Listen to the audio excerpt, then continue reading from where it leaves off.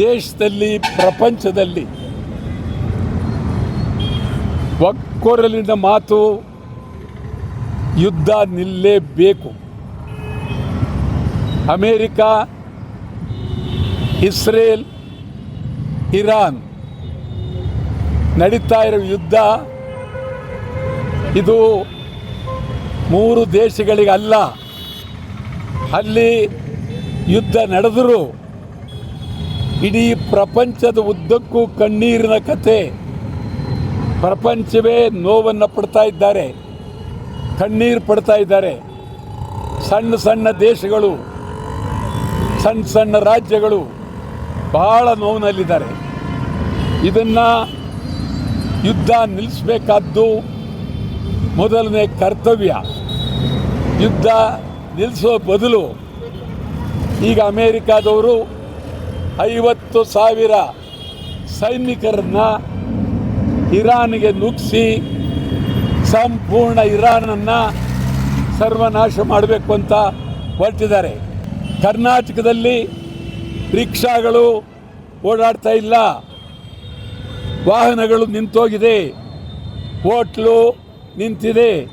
ಅದು ತೆರೆದಿರುವ ಅನೇಕ ಹೋಟ್ಲುಗಳಲ್ಲಿ ಒಂದೊಂದು ತಿಂಡಿ ಇಲ್ಲ.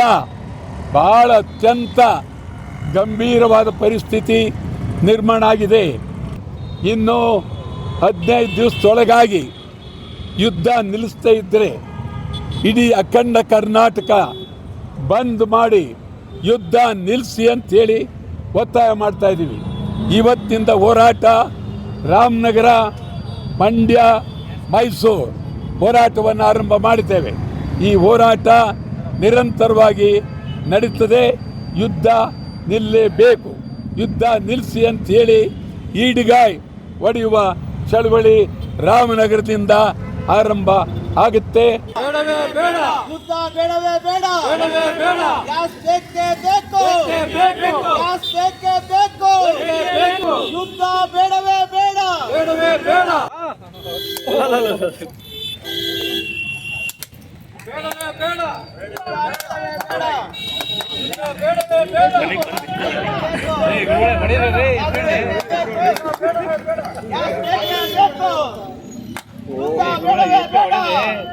ಯುದ್ಧ ಬೇಡವೇ ಬೇಡ,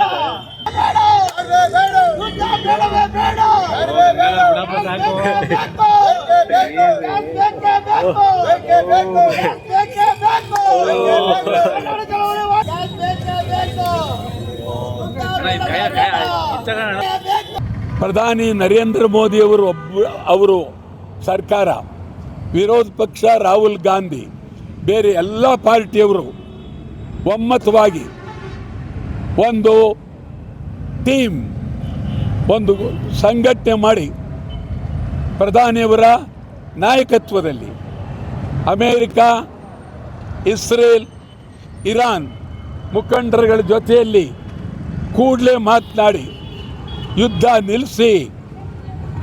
ನಿಲ್ಲಿಸಿ ಅಂತ ಹೇಳಿ ಮಾತನಾಡ್ತಕ್ಕಂಥ ಶಕ್ತಿ ಇವತ್ತು ಪ್ರಪಂಚದಲ್ಲಿದ್ದರೆ ಅದು ಇಂಡಿಯಾ ದೇಶಕ್ಕೆ.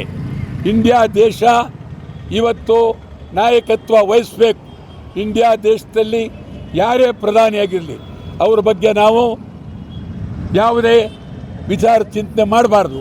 ನಮ್ಮ ಪ್ರಧಾನಿ, ವಿರೋಧ ಪಕ್ಷ ಎಲ್ಲರೂ ಸೇರಿ ಗಂಭೀರವಾಗಿ ಇವತ್ತು ಯುದ್ಧ ನಿಲ್ಲಿಸೋದಕ್ಕೆ ಇವರು ಪ್ರಾಮಾಣಿಕವಾದಂಥ ಪ್ರಯತ್ನವನ್ನು ಮಾಡಬೇಕು. ಮತ್ತು ನಾವೇನೋ ಚೆನ್ನಾಗಿದ್ದೀವಿ ಅಂತ ಕೂತ್ಕೊಳ್ಳೋದಲ್ಲ.